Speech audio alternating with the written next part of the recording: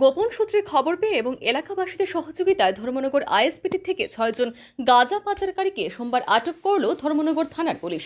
তাদের সাথে রয়েছে একটি শিশুও।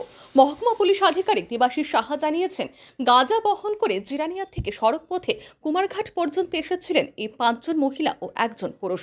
সেখান থেকে একটি অটো নিয়ে ধর্মনগর আইএসপিটিতে আসেন তারা।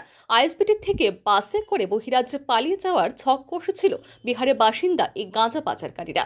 তাদেরকে আটক করে তল্লাশি চালানোর পর ২৬টি প্যাকেটে মোট ১৭ কেজি ৭৫৬ গ্রাম গাঁজা উদ্ধার করেছে ধর্মনগর পুলিশ। ধৃতদের নাম বিকাশ মণ্ডল, কবিতা দেবী, রিঙ্কু দেবী, মঙ্গলী দেবী, রঞ্জু দেবী এবং সুমন দেবী। বিকাশ ও কবিতার শিশুকন্যার নাম বেবি কাজল। তাদের প্রত্যেকের বাড়ি বিহারের সমস্তিপুর জেলায়। বাজেয়াপ্ত করা গাঁজাগুলির কালো বাজারে মূল্য আনুমানিক ২ লক্ষ টাকা হবে বলে জানিয়েছে ধর্মনগর মহকুমা পুলিশ আধিকারিক দেবাশিস সাহা। এটা আমরা যে প্রতিদিন যে প্রয়াস করি তার একটা গুড রেজাল্ট। 11টা 20-এ স্থানীয় একজন অটো ড্রাইভার আমাদেরকে ইনফর্ম করে যে একটা অটো গাড়িতে প্রায় ৬-৭ জন বিহারি মহিলা সঙ্গে একজন পুরুষ এবং একজন সাকিং বেবি একটা আছে নিয়ে কিছু গাঁজা সন্দেহজনকভাবে কিছু গাঁজা নিয়ে তারা মুভমেন্ট করছে। তো সেই ভিত্তিতে ধর্মনগর থানার পুলিশ গিয়ে ওই মহিলাদেরকে ইন্টারসেপ্ট করে। তাদের মধ্যে দেখা গেছে যে ৫ জন মহিলা, একজন পুরুষ, একজন ছোট ৩ বছরের একটা বাচ্চাও আছে। তারা সবাই বিহারের বাসিন্দা।